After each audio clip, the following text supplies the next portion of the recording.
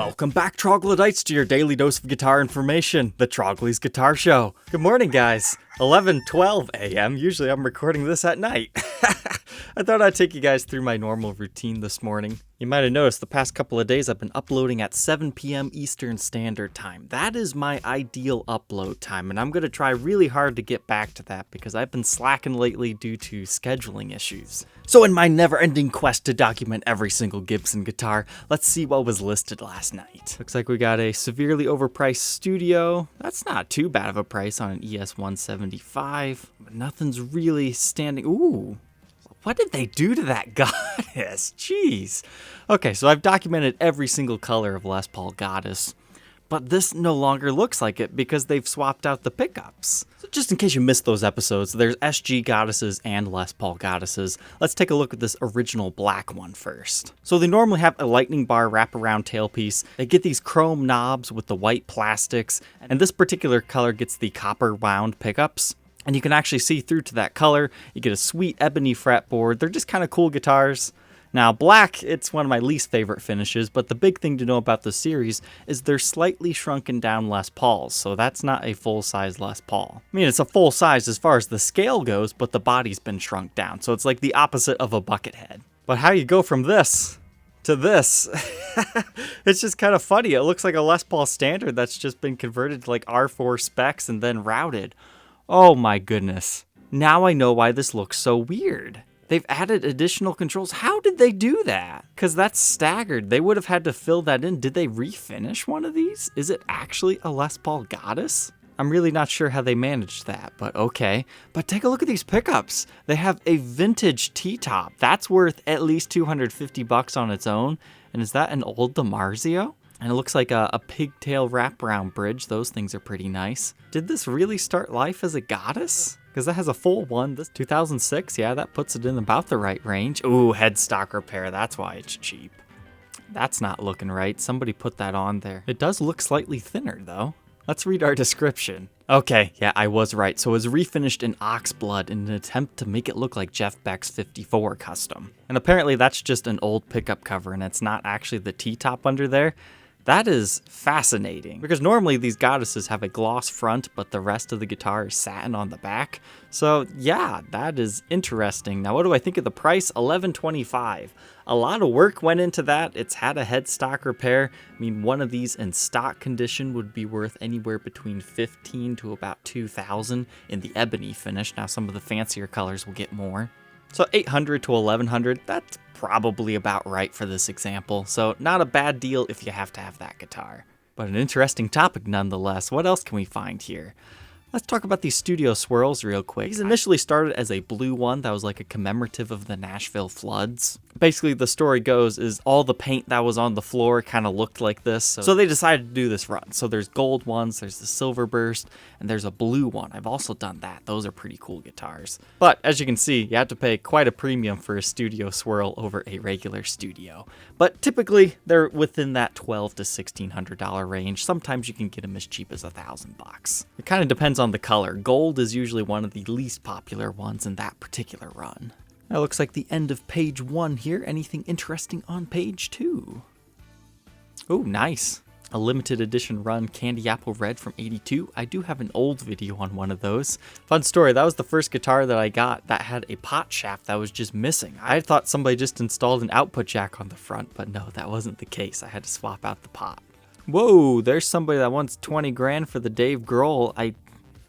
I think that's about double market value. I remember when those things came out. They were so popular that Pelham Blue had a retail price double of the other color, which made no sense at the time because people were just buying the other ones and refinishing them to this so they wouldn't have to pay the premium.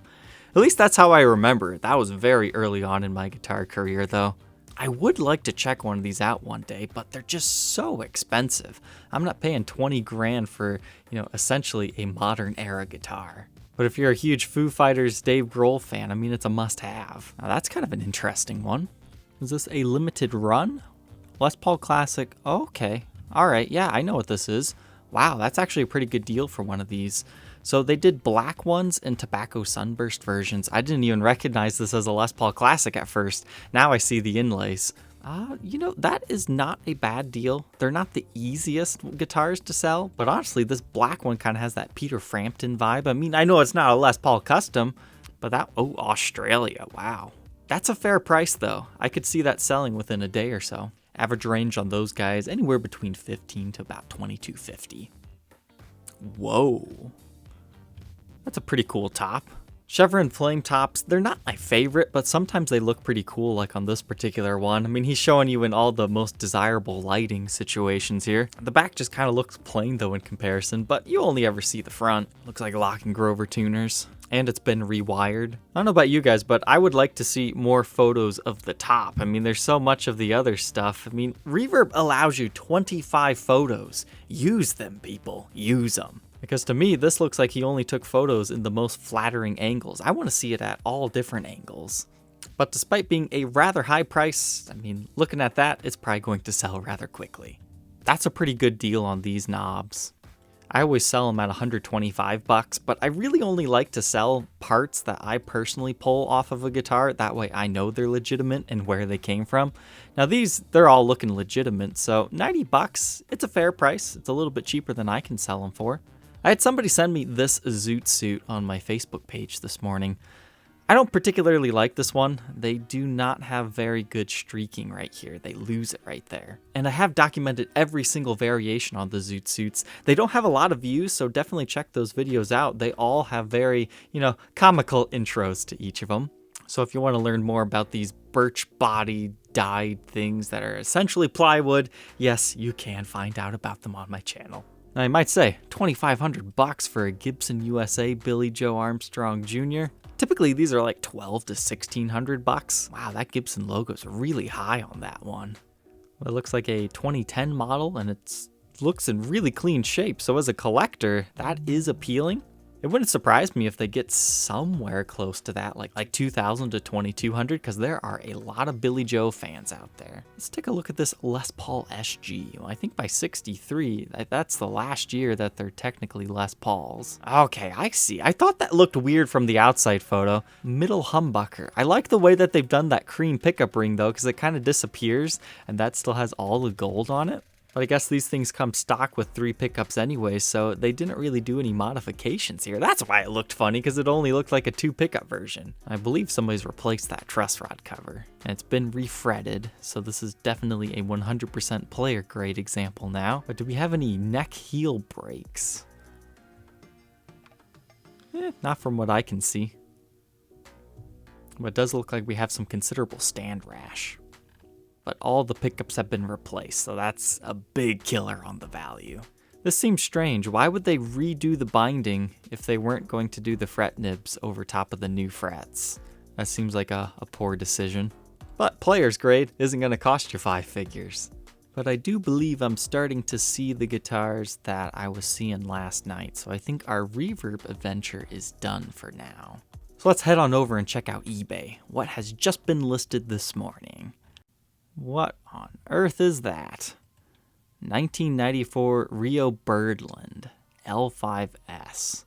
It just seems like he's throwing a bunch of keywords in that title. Is that a legitimate model? That looks strange.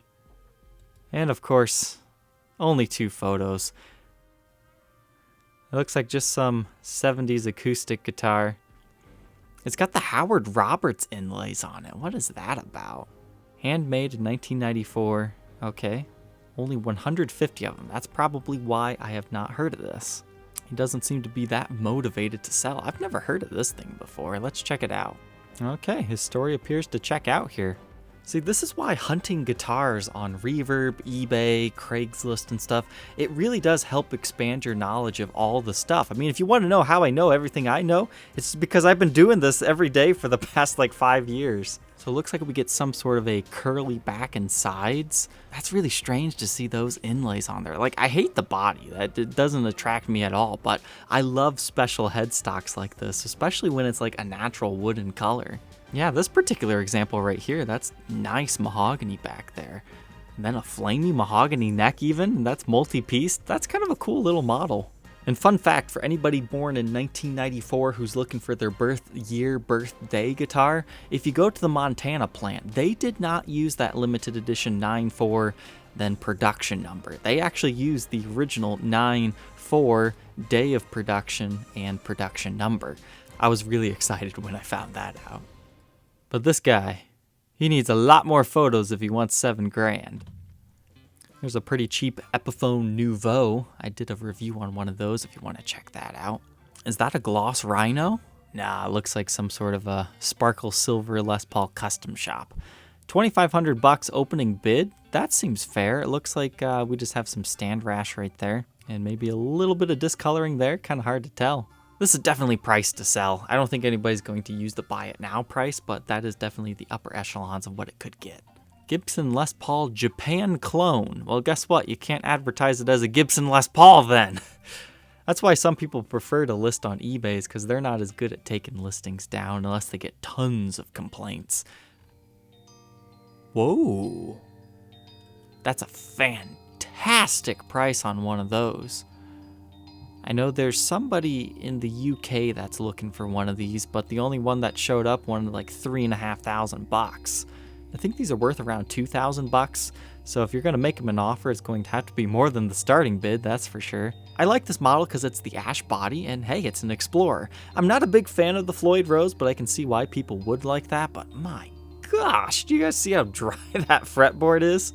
It's really cool because it's little blood drops on it instead of little dots. I think I'm going to have to make an offer on this puppy. But first, let's do some research. Yeah, somebody wants $2,000.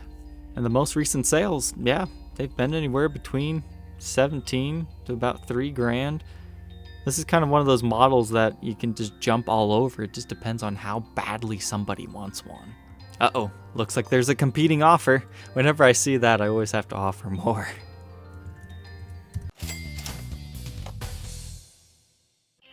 What else does eBay got for me today? Gibson non-reverse copy.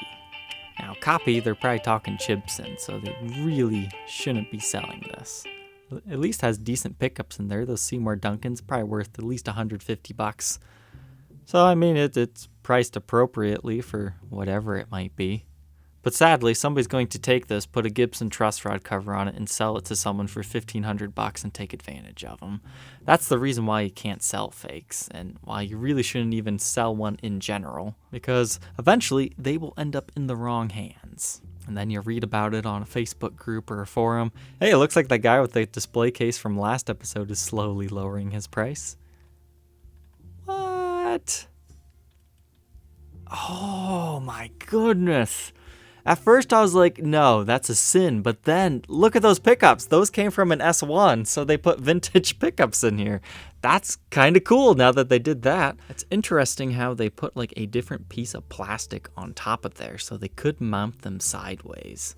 I mean, that's a whole new custom pickguard, I think.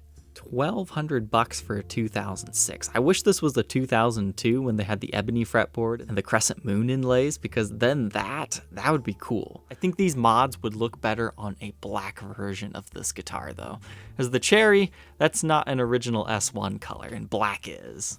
Oh sweet. I actually reviewed one of these not too long ago. If it doesn't get too many bids, that is a fantastic price. I think I sold mine around $3,500. Does this one say custom shop edition though? Because that's the difference. Some of them say that, other ones just say limited edition. And of course, not a single photo of the back of the headstock. So we cannot determine if it's one of the more desirable ones or the less desirable. Uh-oh, he's locked out of his case. Just watch my video, man. You'll be able to unlock it very quickly. Interesting. Is this the guitar that I sold? Oh, interesting. I didn't know Norman's Rare Guitars did a video on that one too. But I remember the big mystery behind mine when I purchased it is I was curious, was it actually a custom shop guitar or not? Because mine had the decal. But being a 1993, it really depended on if it was early 93 and not being a custom shop and technically being prehistoric, or if it was late 93 being a historic and custom shop guitar. So you can check out that video if you want to learn the particular answer to that one, but they did that run in 93 and a couple more runs after that. So just because your truss rod cover, if you zoom in here, it tells you what number it is, that's just for that particular run. They did quite a few of those runs. And that's something I figured out after I posted the video. That's not the worst price in the world, $500 for a set of those double white Dirty Fingers, if you need to restore a particularly rare guitar. Oh man, I'd love to do one of these, the Jimi Hendrix Signature Flying Vs. They're just so expensive. And the last thing I do every morning is check out what guitars are ending today. So 2016 SG Special, that's kind of cool with the mini humbuckers. Once you add in that shipping cost though, it's not a very good deal. Depending on what's wrong with that guitar, that might be an okay price. It's kind of an interesting headstock on that one. Epiphone by Gibson and then whatever that is. I guess today's Monday. It's not the best day in the world to end an auction because most people are at work. Fair price on that Victory MVX. I've already documented one of those. I don't really want another one. I wasn't the hugest fan of that model. But that looks like it's just about going to do it, unless that's a really good deal. Is that a 2020?